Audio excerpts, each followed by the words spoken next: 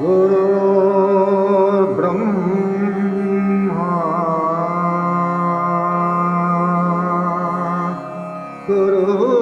गुरुर्विष्णु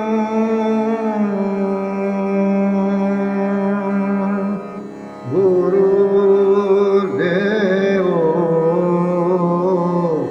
महेश्वरः गुरु साक्षात्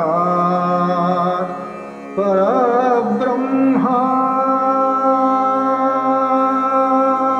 गुरु साक्षात् परब्रह्मा तस्मै श्री गुरवे नमः.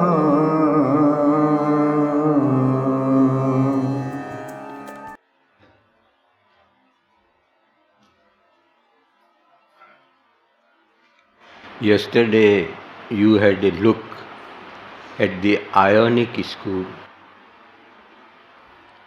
The three philosophers, Thales, Anaximander and Anaximenes. It is not necessary for you to learn the spelling, but even if you learn, it is not difficult. As you speak, you spell. Phonetically, it is there. Anaximander, proper name, AE you can do. But it is not necessary for you. Now what did you see there? They are searching for a single principle. This creative process appears to be made of endless elements. Somehow they were seized by this belief that it cannot be more than one element. This is what they were searching, the truth of things. At the very first moment when we met, we saw philosophy shall be a study in understanding the nature of reality.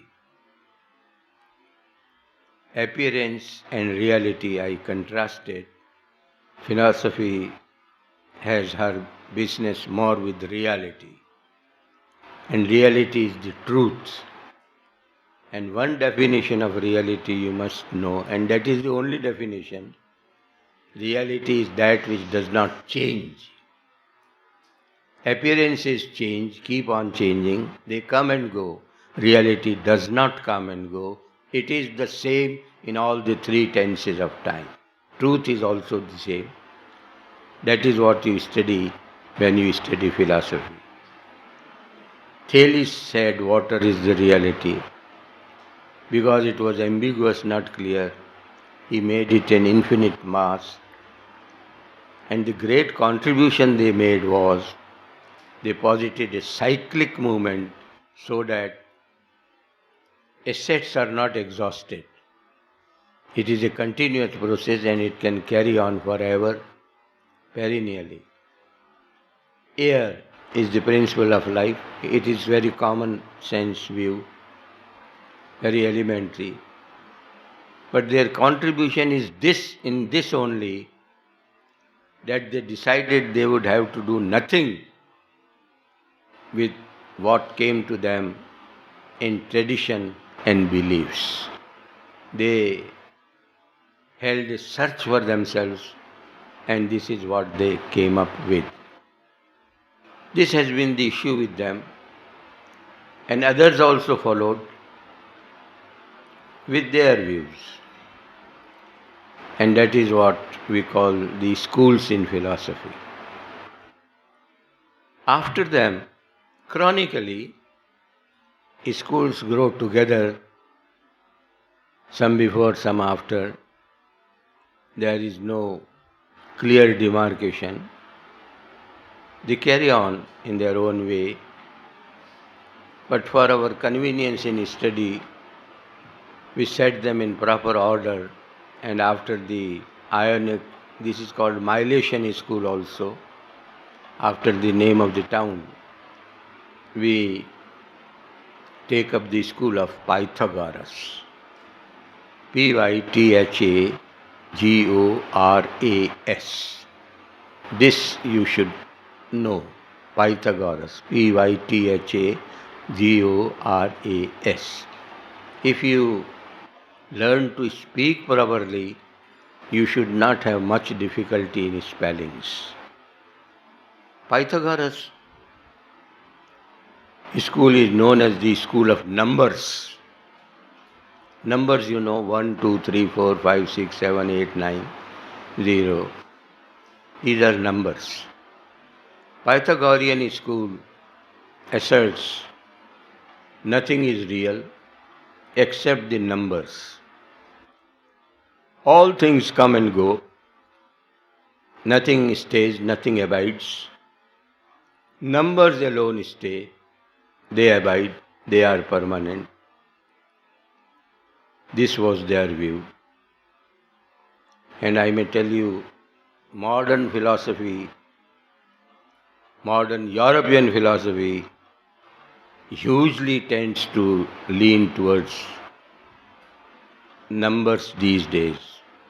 All modern philosophy is mathematical these days. You have to be an adept in mathematics if you want to enter into the nuances of latest European philosophy. Pythagoras laid down the foundations of this school. Pythagoras that way also was a model of life. He is called a sage, a saint. It is said for Pythagoras, he could hear the chime of the planets, the music which the planets made. When the planets, so many planets there are in the sky, when they move in their orbits, they make a music, they give out a music. He was able to hear that music. He heard the music of the planets, Pythagoras. He founded a colony also, which had very lax norms. We are not concerned with that, but we will just have a look at him. And after that, we shall pass on to the most formidable school of philosophical thinking, the school headed by Heraclitus. Heraclitus. Heracleitus.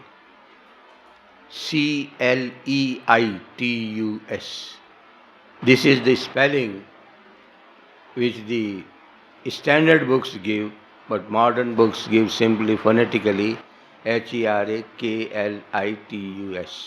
You can write whatever you like, Heraclitus. You must know this word, this spelling. He is a very formidable philosopher, Heraclitus. Formidable in the sense whether Marx was directly indebted to him or not, but the Marxist system is ditto repetition of the Heraclitean system. Heraclitus says, what do you aim to discover by trying to know what is the permanent truth of things? It is so very perceptible, the truth of everything, change. Simply change, things are changing, that's all. Persistent change, ruthless, relentless change. Change is the law of life. Things are changing only, eternally changing, without any rest or respite. Change is ubiquitous. It is all around us and all the time. The fact of change jolts us, and it cannot be ignored. and change is the reality of life. That everything changes is the reality, is the truth of everything. The creation is a union of opposites, as he says. Fire. Fire is the ultimate reality. All things come out of fire and all things go back to fire. This is what his school asserts. Change is everywhere. Things are changing only, that's all. The truth is the fact of change only. It is all very well. You are not exposed to the Marxian system of dialectical materialism, but some of the cardinal principles which he lays down are very similar to those of Marx. And Marx was a very formidable institution in the last century. The three dictums of Marxian philosophy are identity and conflict of opposites, negation of negation, and passage of quantity into quality, which we will not have a look at them, we just thought of them. But it is very similar to what Heraclitus asserts. All is a union of opposites. Now you can very well surmise when opposites stay together, they cannot stay comfortably. They must collide. They will strike one against the other. There will be combat, there will be fight, there will be battling. And so much so, Heraclitus goes to the extent of asserting that struggle is the law of life. Struggle, war, fight, combat, contention, challenge. It is the law of life. He says, if you stir for a very long time, if you do not stir a potion, it will degenerate into its elements. Even a potion needs stirring. Stirring is jolting things out of stupor. In one word he says, struggle is the law of life, and everything is changing in every bit of time.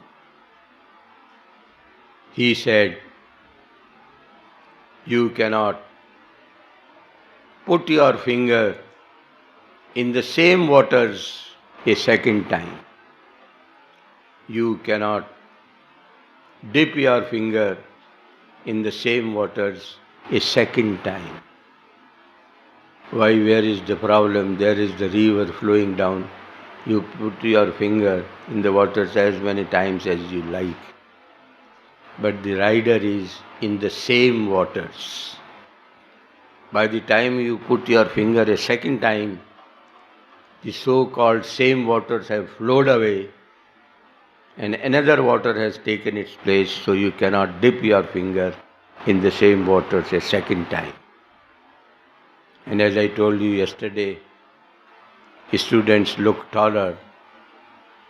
His students came and said, no, our master made a mistake. You cannot dip your finger, he said, you cannot dip your finger in the same waters a second time. The truth is you cannot dip your finger in the same waters even once. Very baffling, very astounding. What is the difficulty in dipping your finger even once in waters? Do it as many times as you like it. But the rider is in the same waters. You cannot dip your finger in the same waters even once. How come? Because being a rational being, you will first think of doing it, and by the time you actually do it, that water has flowed away. You cannot put your finger in the same water even once. This is what they asserted, and this was the fact of ruthless change which they brought out. This was, the philosophy Heraclitus and his school gave out. Now change, it is a cyclic process, the creative process. As in ordinary exchange, gold is changed into articles and articles are changed into gold. That is how exchange in the economy goes on. Similarly, he says, everything is changed into fire. Fire becomes water and the cycle goes on. Then it again becomes fire, and like this it is a cyclic process. Nothing is lost, nothing is get rid of. Now one thing that you have to watch here is, they are asserting nothing is lost. What we normally understand to be the sense of loss, it is a very paramount concept in Shakespearean tragedies, the sense of loss. That is not there, nothing is lost. The Upanishadic philosophers also asserted nothing is to be rejected, everything is to be accepted and elevated.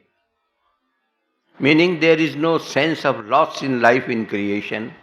Nothing is lost, everything is preserved. And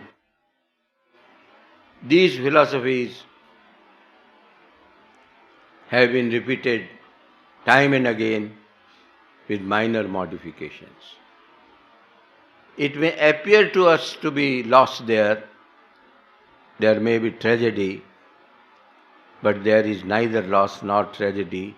All is willed, planned, it is all a rational scheme.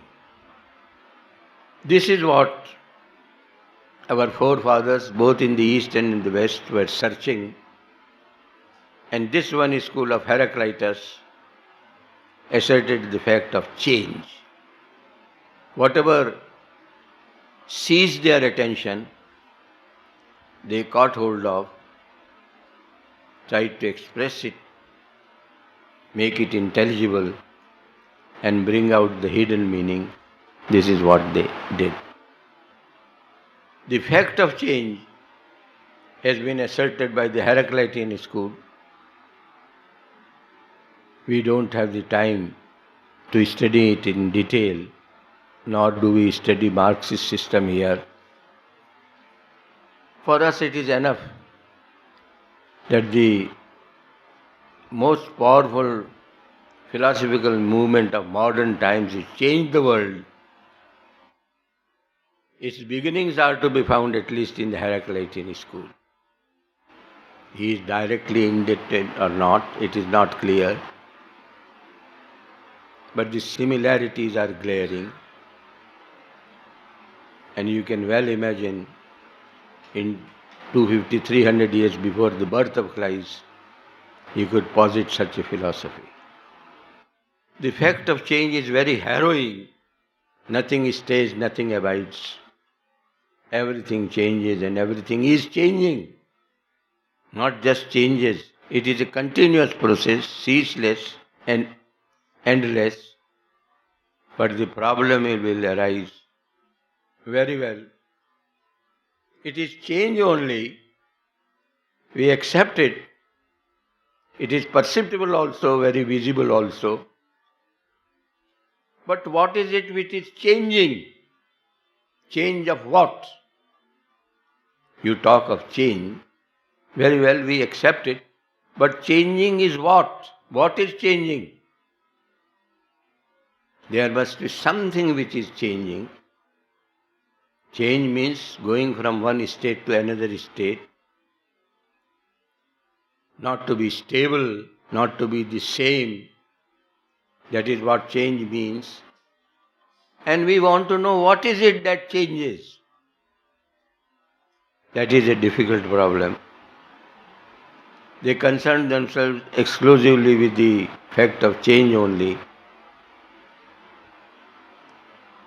And as I told you, schools, act and react one upon the other and develop like this.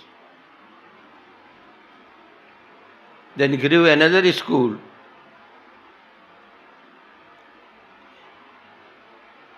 I am not stressing upon their political ramifications because it is not part of our study here. The Heraclitean philosophy has very significant ramifications in political philosophy. If struggle is the law of life, then all your political theory is ordered in that way.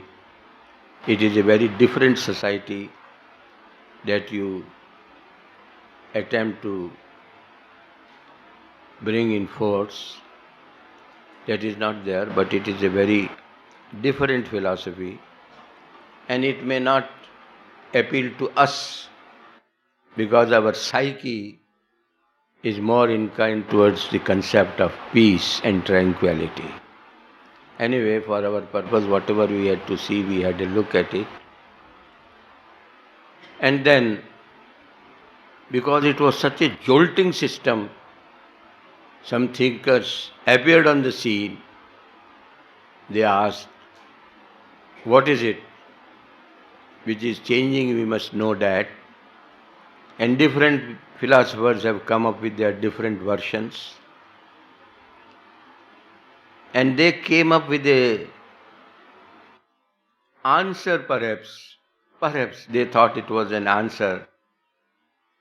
They said, change is not real, it is apparent only. It is in appearance only. It appears to be changing, but truly there is no change. Change in the substance by its very definition is not possible. Substance is the metaphysical reality. Metaphysical is another word synonymous with ontology, theory of reality, metaphysics. It is made up of two words, meta and physics. Meta, M-E-T-A, meta means that which comes after. Physics means the study of solids. That which comes after the study of solids is metaphysics, and that is what philosophy deals with. It is a metaphysical theory. The real cannot change. It appears only to be changing, truly it does not change. It simply cannot change by its very definition. But after all, what is this change which is so glaringly perceptible? They say there is change in relations. Change in relations. This is entering into a very complex situation. If there are relations in reality, relations are always between parts, different elements. Is reality made of different elements, different parts? All these problems, crop up, and this does not appear to be a very convincing answer. But this was also a very prominent school, the school of Anaxagoras, Parmenides, all these people who stressed upon permanence. Heraclitean school laid all stress upon change. Parmenides, Anaxagoras, such philosophers, they stress upon permanence only. Do conflicting views come before us? But we have to take notice of both these views. And these people who went by permanence and stressed upon it, they said, Where is change? There is a philosopher, Zeno, Zeno, Zeno of Elia. This is also known as the Eleatic school. Elia is the name of a town. Zeno of Elia, he gave a very celebrated answer to the problem of change. He proves there is no change. Remember, Heraclitus said there is only change and only change, nothing else. Elia says there is no change. Both are directly opposed one to the other. And what is his argument? Change simply means change of place, change of position. Going from one state to another state is change. From one place to another place is change. There is a very celebrated argument which Zeno advanced. He says, if a thing moves, change means moving. If a thing moves, it can move either where it is or where it is not. Hear it again. If a thing moves, it can move either where it is or where it is not. Say my finger is here, steady in one place. Now I want it to move. It will move this way or that way, whatever it is.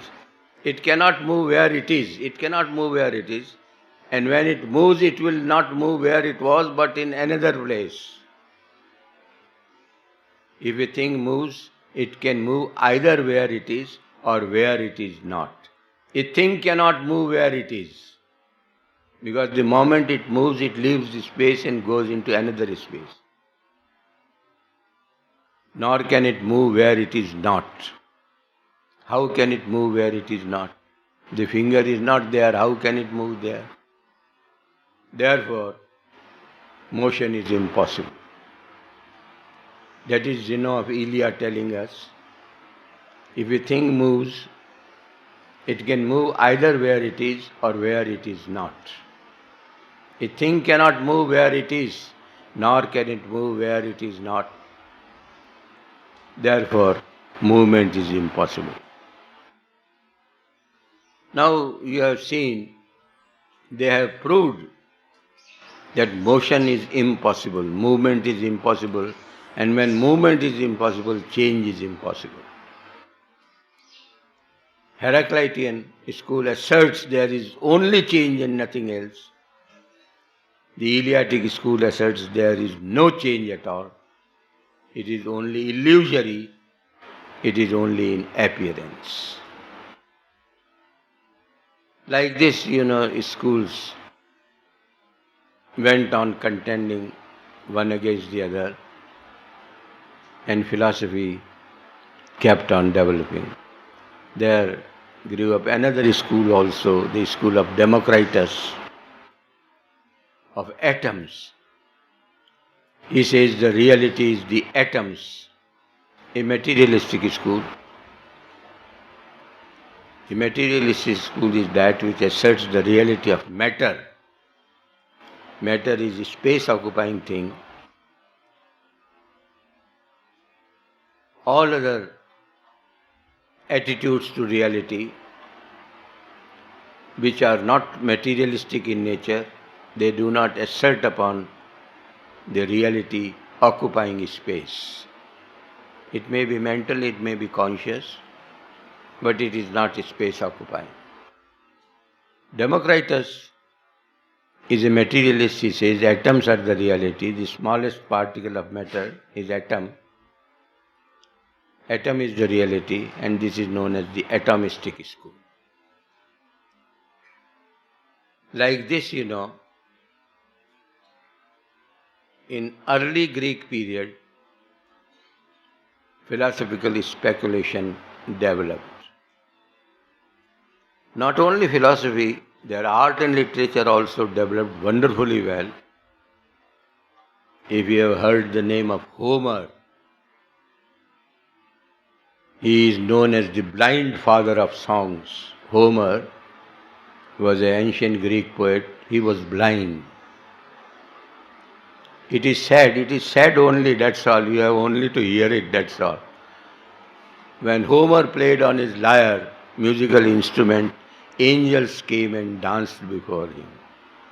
This is all very well hearing it, but this is said. When Homer played on his lyre, angels came and danced before him.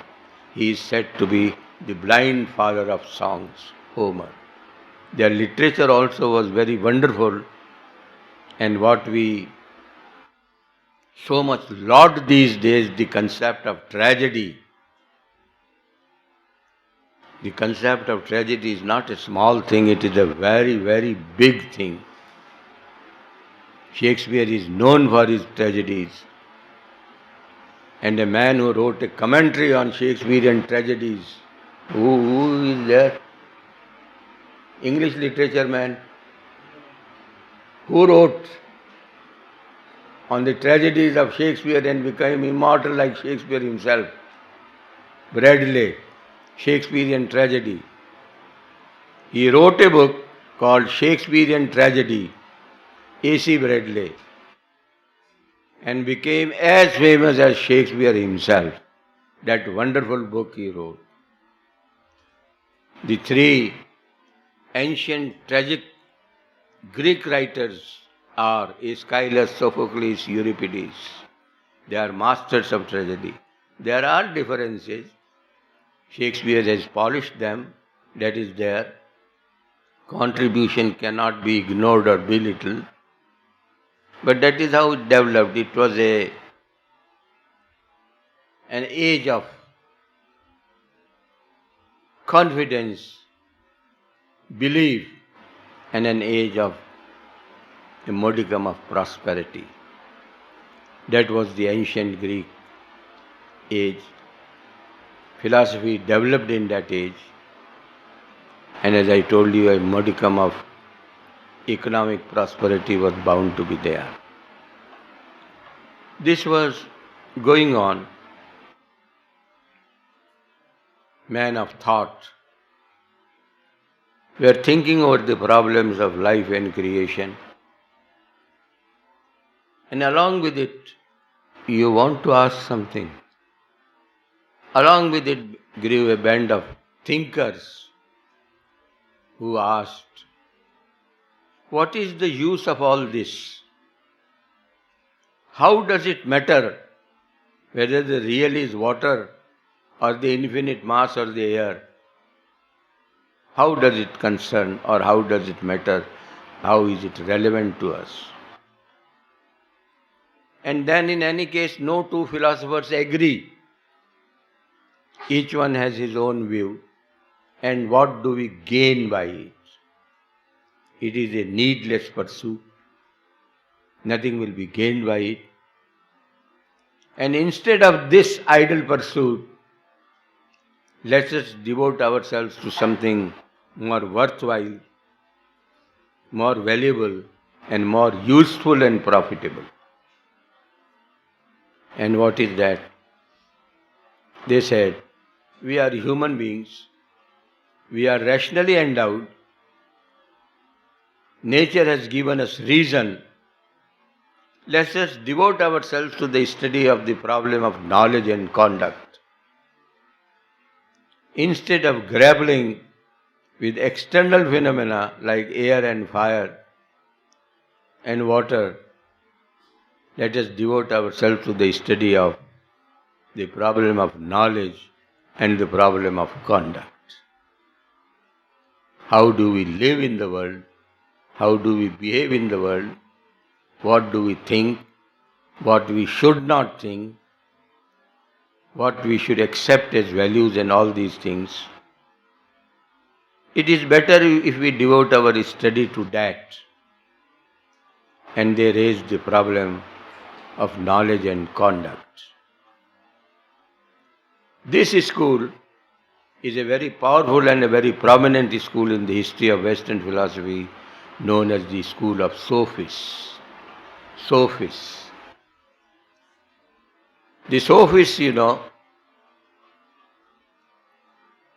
are typically called traveling teachers of wisdom. Will Dura has given them this epithet, traveling teachers of wisdom. What does it mean? As I told you, Greece in those days was divided into a number of city-states. City-states. They were as good as independent countries, and they used to travel from one state to another state. That is why they are called traveling teachers of wisdom. Being teachers, they are naturally teachers of wisdom. From one state, one city state to another state, they would be visiting, and so they are called traveling teachers of wisdom. These sophists, you must keep in view the political dispensation also of that age. Society, even otherwise also, has always been broadly divided into two classes. Economically reduced, they can be called the class of haves and the class of have-nots. Those who have missed the bus and those who have entered into the bus, that is the big demarcation in society. Education in those days was a very costly, dear affair, and very few people, meaning the feudal lords, alone could afford to teach their wards, educate their wards. And to cater to this need, this band of sophists, traveling teachers of wisdom, was available. They would visit a particular state, city-state, teach the word of the lord or the ruler, whatever the place, teach them for a while. For a consideration, they used to be paid, traveling teachers. They were not giving free service. They were all paid people. Cashier kind, that doesn't make a difference. But they were all paid teachers, and they educated them. If you have a look at your present status, you are staying in a Gurukul. This is the family of the Guru in which you are staying. Sophists went and stayed in the family of the disciple, in the family of the student. They stayed with them. It was the dispensation entirely opposite to the presently available one. They would stay with them, teach them, educate them. What they would teach them and educate them, we will have a look at tomorrow. And so today, Hari Om.